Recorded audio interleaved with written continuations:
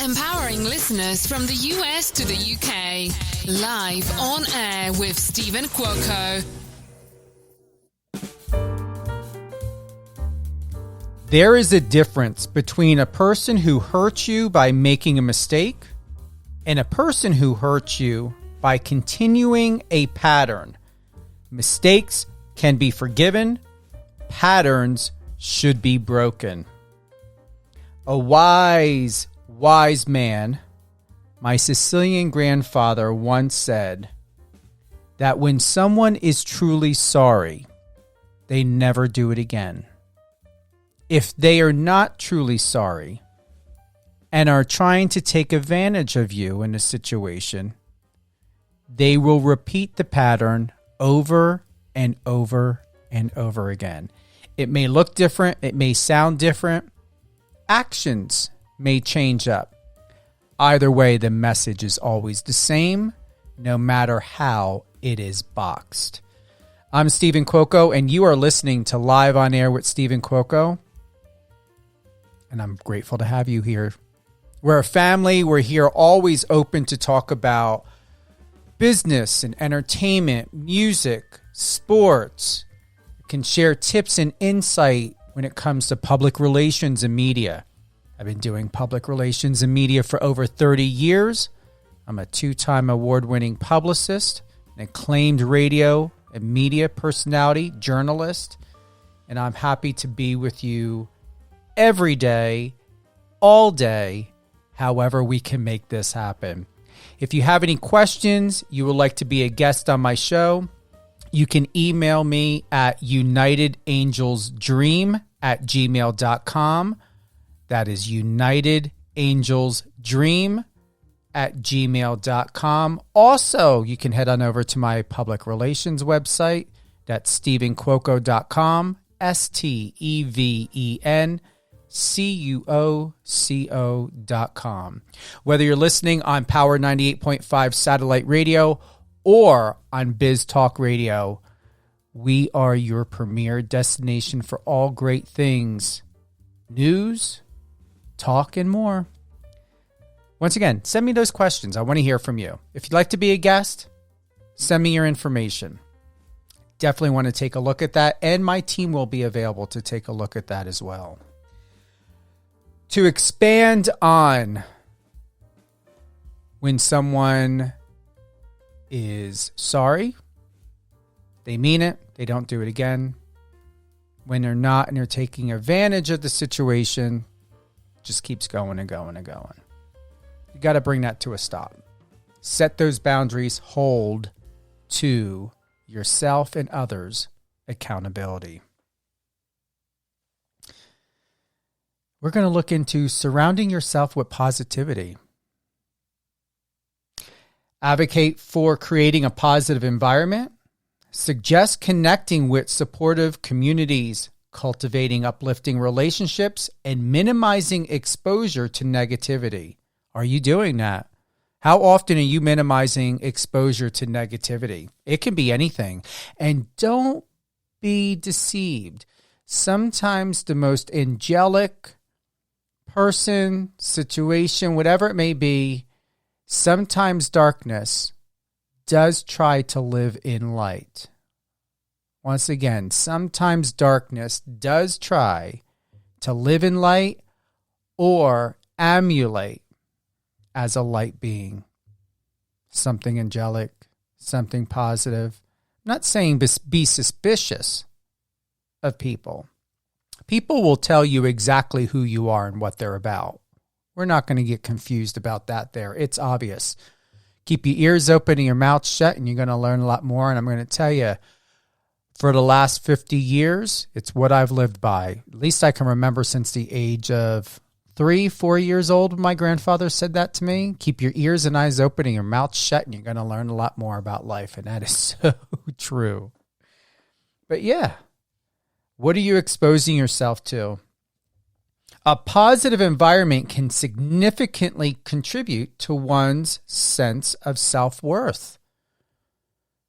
You want to have a good environment. You want to live in an environment and be where you are accepted, where you are loved, where you are appreciated. and a place that you can come home to. You should not have to go to work. You should not have to go on a bus. You should not have to come back home and be in chaos. There is nothing about this life, your life, that says the rule of law is that you need to live a life in discomfort. There is nothing that says your life needs to be in anarchy. We cannot control everything in life. Sometimes we wonder why, and you have every right to ask why. But also at the same time, there's got to be an answer. Pray about it. Ask questions. But don't put it on the back burner. It is not fair for you to think that it is your burden to be carrying on generational curses. It is not your responsibility and burden to think and believe that you're doomed or cursed. Get rid of that. Don't let people believe that you need to live less than who you are. And the power of prayer can do many things. And I don't know whether you're religious or what your spiritual beliefs are, or if you believe in prayer. All I have to say is this: believe in something, because you're not meant to be here and walk around the earth like a mummy. You're not meant to be here to just live a mundane life. There is nothing useless about you. You're going to work. You're paying your bills. You're doing your best to take care of your family. You're doing your best to take care of yourself. As long as you're doing something and participating and contributing and honoring and respecting, it doesn't mean that you need to change anything by thinking that you are just meant to be in subservitude. Everyone can be a leader. I have said it before, and I will always say it and remind you. A true master is a student and teacher all at the same time.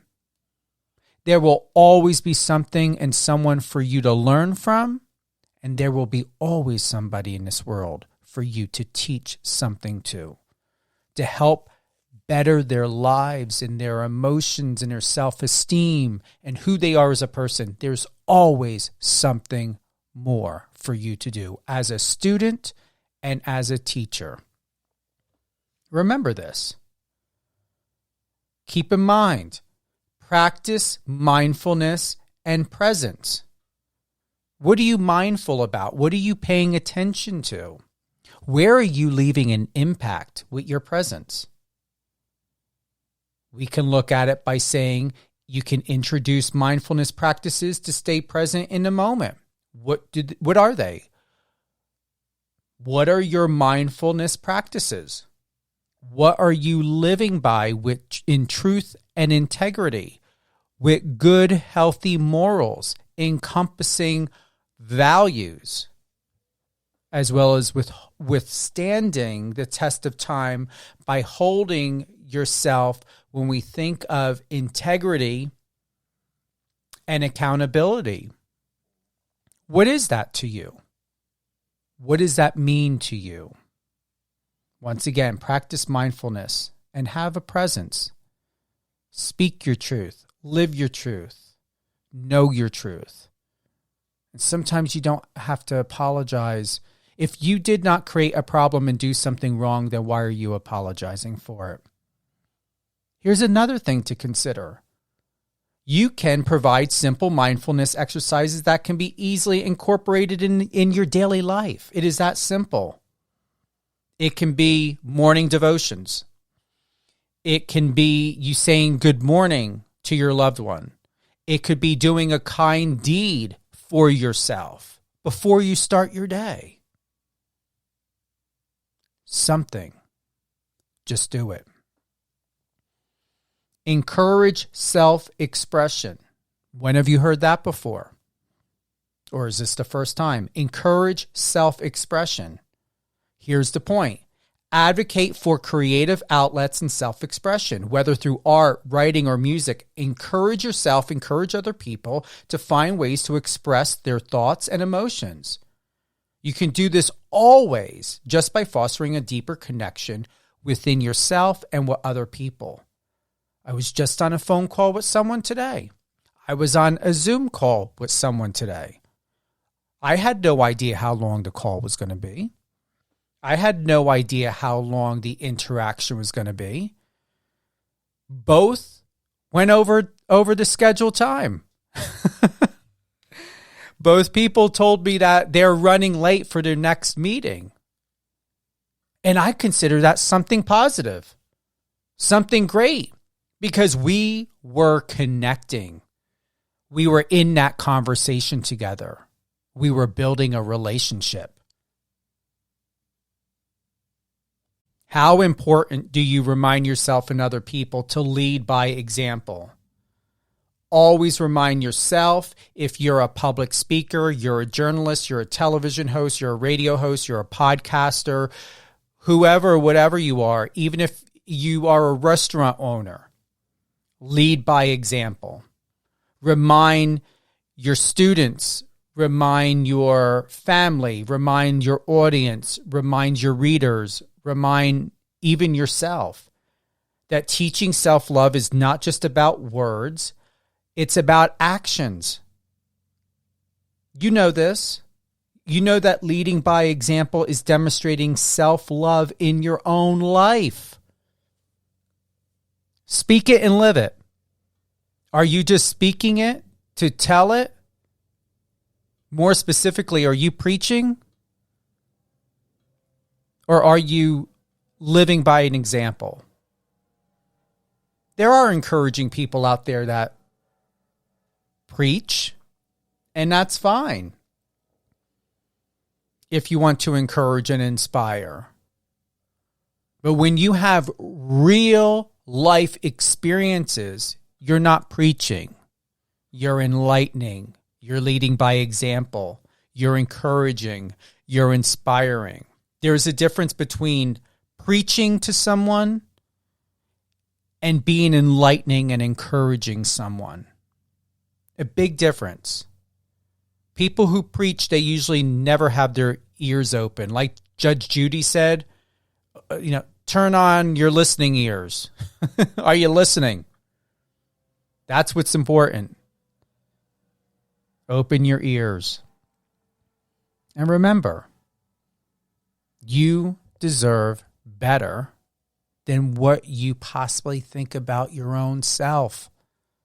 If you are thinking and believing you don't, where did that start? Is that your program? Is that someone else's program? Is that stem from childhood? Does that stem from being in an abusive relationship or marriage? Who taught you that? What led you to believe that you are not worthy enough for greatness and happiness?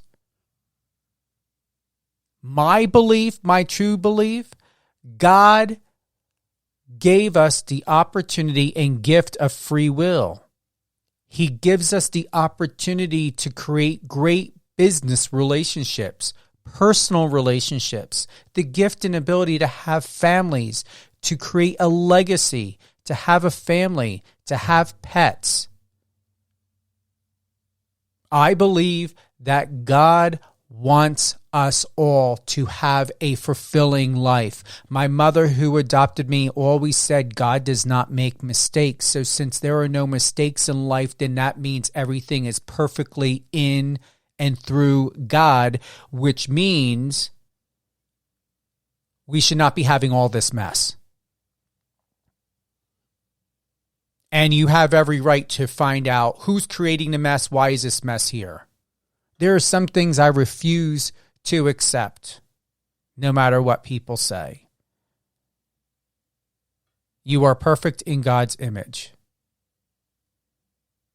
It's what is taught. It's what's always been told. It's what's been preached. It's what's been enlightened and encouraged. I don't believe God wants his children to suffer and people to suffer. That doesn't make sense to me at all. Understanding personal limits. I wanted to take a pause there for a moment just so you can reflect. I don't want to speed through these shows. I don't speed through my shows. I'm here to ask questions. I'm here to encourage you to connect, journal, write things down. Don't hesitate to send me an email. Contact the station. Let them know you'd like to be a guest on a show. Let them know that you've got a question, whether it's on Power 98.5 satellite radio or Biz Talk Radio. Let them know. That's what we're here for. Go to my website. One way or another, I always have a conversation when I speak to the Lord and do my prayers is I want answers. I would like to have answers. I don't want to be driving down the road not knowing how to be able to see outside my windshield. It's just like living in this body. You want to know what's happening.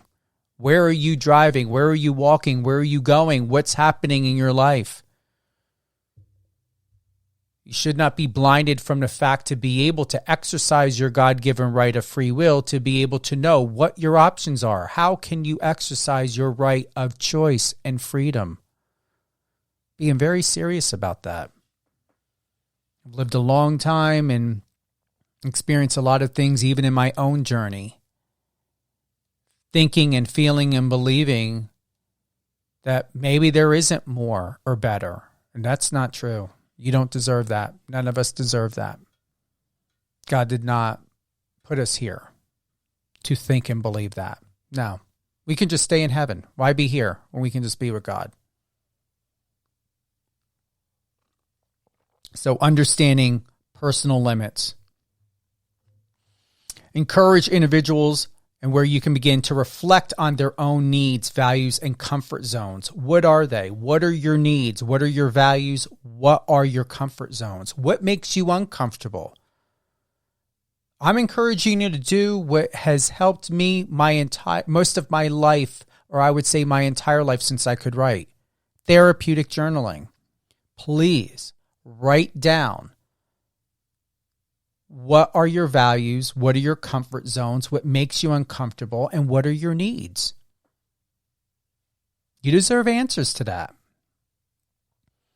Also, setting boundaries begins with a deep understanding of personal limits. Do you have a problem telling people what your personal limits are? How are you saying no? How are you responding or reacting? Don't do it in anger. Find a way to be peaceful. But keep in mind, it's not a sin to be angry. Jesus was angry when the people were in a temple gambling and doing all these things. I was always told it's not a sin to be angry. It can be a sin of how you allow that anger to control you. And what actions you take and what you do when you are angry. That's what you got to be mindful of. Preserving mental and emotional health. We can explain that by setting boundaries is not about being rigid, but about prioritizing mental and emotional health. It's about establishing limits on the time, energy, and emotional investment in certain situations that you offer yourself in, that you choose to put yourself in. Why are you choosing to do that? Why are you allowing that to happen? Why is this person in your home? Why did you commit to that job or that situation? Did you think it out thoroughly? Did you write it down? Did you consider the pros and cons? Did you consider what it could do to you, for you, against you? And also at the same time, what do you plan on gaining out of it when you think about these commitments you get yourself tied into and commit yourself to? Is it because you're fearing rejection? You don't want to disappoint? Are you doing it because you're seeing it as a business opportunity? Something that's going to take you to the next level? Are you using it and making decisions because of strategy? What's the reason? It's about communicating self-worth. It's about emphasizing that setting boundaries is a powerful way to communicate one's self-worth. I'll be redundant about that over and over again. I said it before, I'm going to say it again. By clearly defining what is and isn't acceptable, your responsibility is to convey your value and demonstrate that to what matters to you most and to your needs. That's it. Respect your time. Are you respecting your time? Or are you stretching yourself out too far? We all know the underlying importance of time is as valuable as any other resource. It's a commodity. You've heard it before. You can't get time back. It's not just about that you can't get time back. It's that your responsibility is making sure that we do our best not to have regrets. It's about us and our commitment and responsibility and promises and devotion that we make that makes all the difference.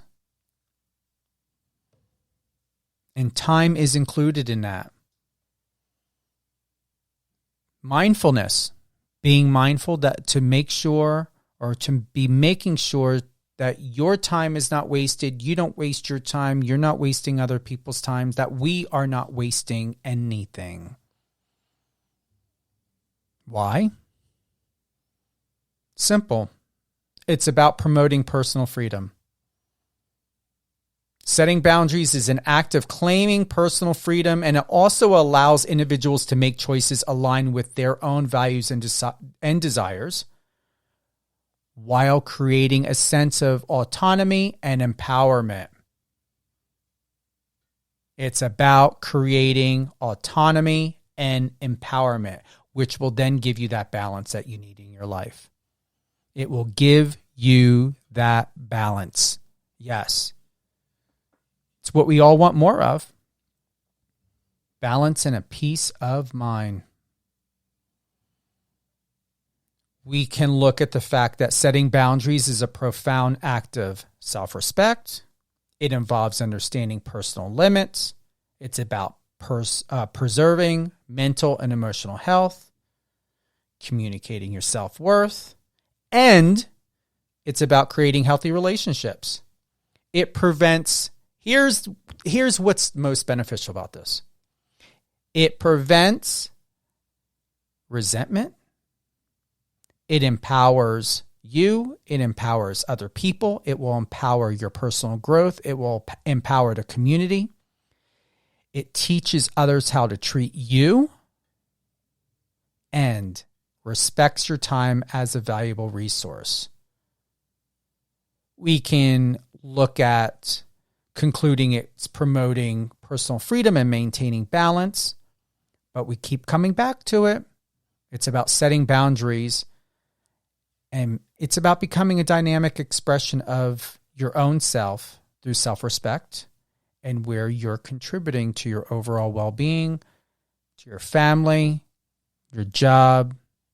But ultimately, it always comes back to self. That's what it's about. It's about that self-respect. Another thing that I appreciate is something I read recently. The best part of being authentic is that there is no image to maintain. You will delight some and disturb others, and none of it will concern the truth of your being. Did you get that? I'm going to repeat it. The best part of being authentic is that there is no image to maintain. When I first read that, I thought to myself, how we go to university, how we are in our jobs, it's about maintaining image. potentially control of the narrative and context, whether it be of self or of others or of the business.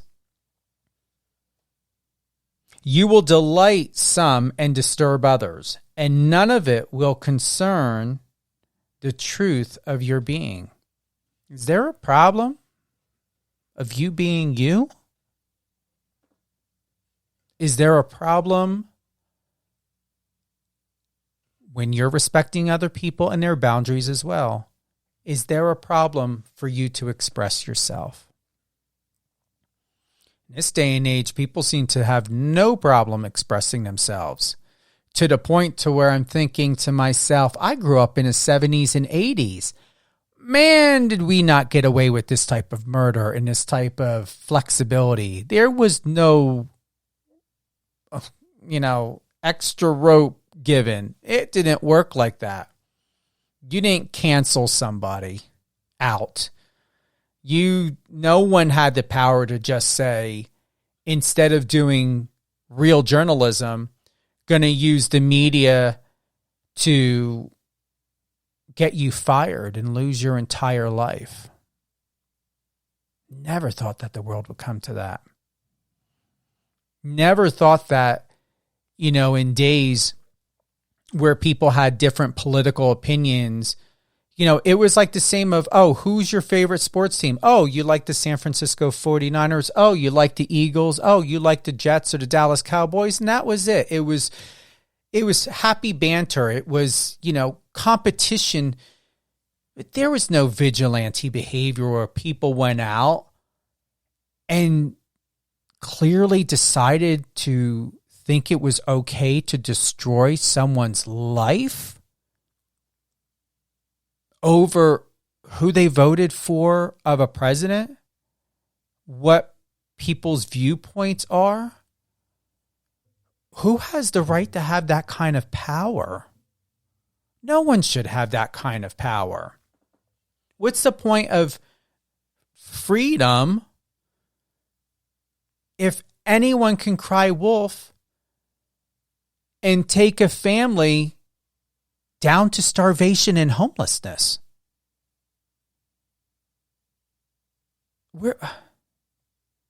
How is that sane? How is that loving? How is that selfless?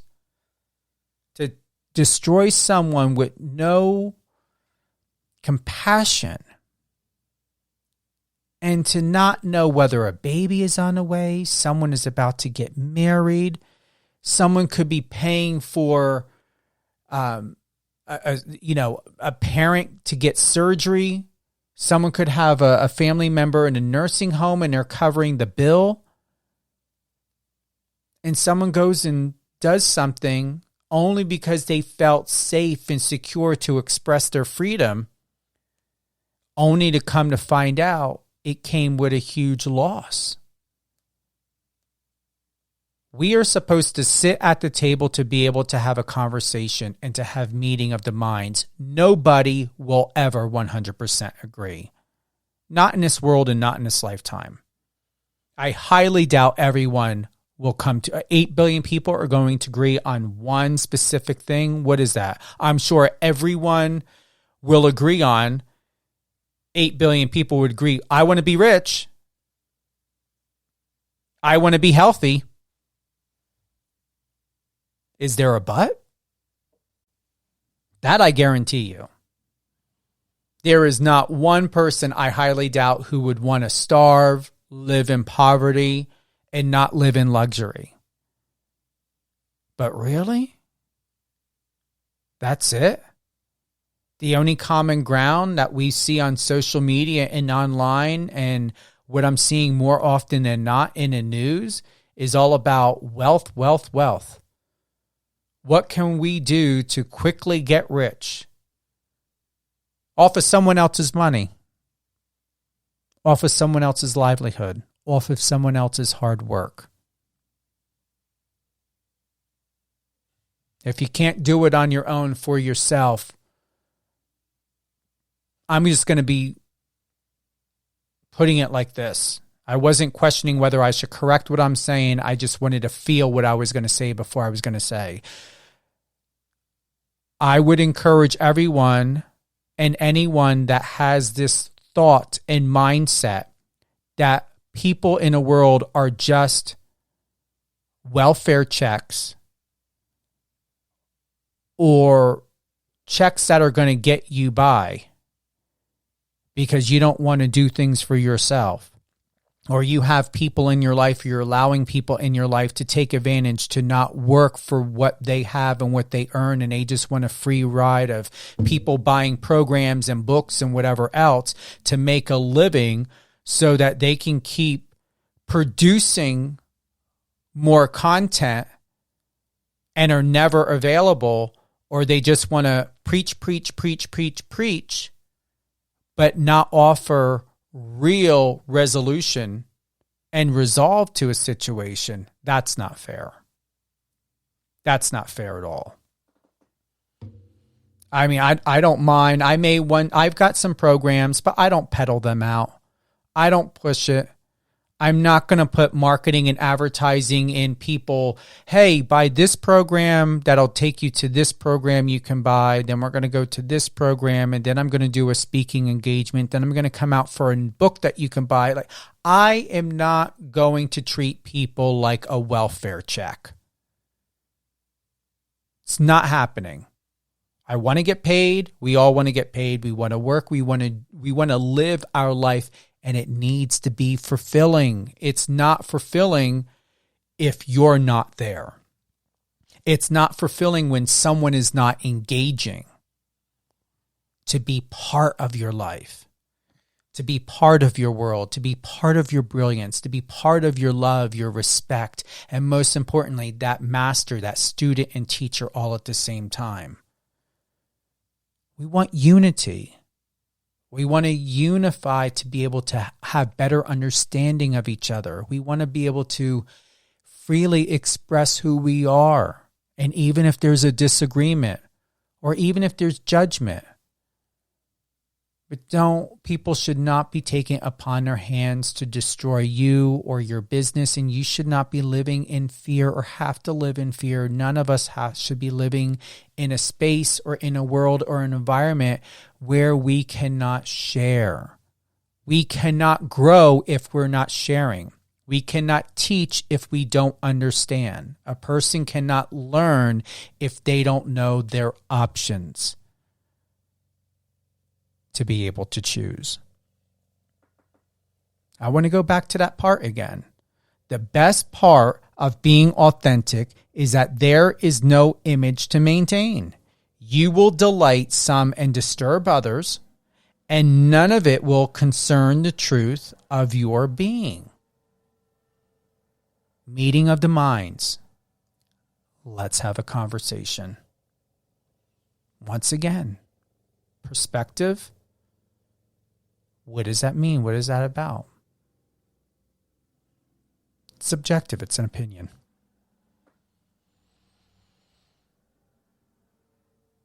I believe and hope and encourage that everything that you do in life has purpose.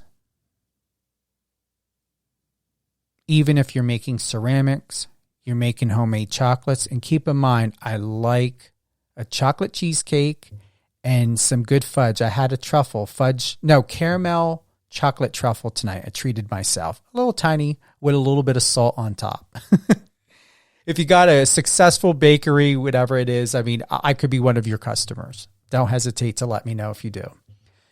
I'll burn it off. I'll go in a sauna. I'll do some jogging, running, working out. I like to indulge. It's a gift that we've got here in this world, to be able to enjoy some sweets. But do that. Healthy mindfulness, healthy practices. Write down what your boundaries are. If somebody wronged you, somebody hurt you, write it down. Send them a letter. Send them a voice message, whether it be on Instagram or a text message. Let them know that you're not happy with how the conversation went and you would like to revisit it. Take a couple hours, a couple minutes, a couple days. Have you ever heard the saying, never go to bed angry? Oh, that's so true. Don't live throughout your day angry. You live throughout your day angry, you're going to take that everywhere you go, even in the Starbucks when you're getting your coffee, or if you're going back to work, or your boss wants to have a conversation with you and you take that anger with you, it could cost you your job. You have your own business, you're an entrepreneur, you could lose a client.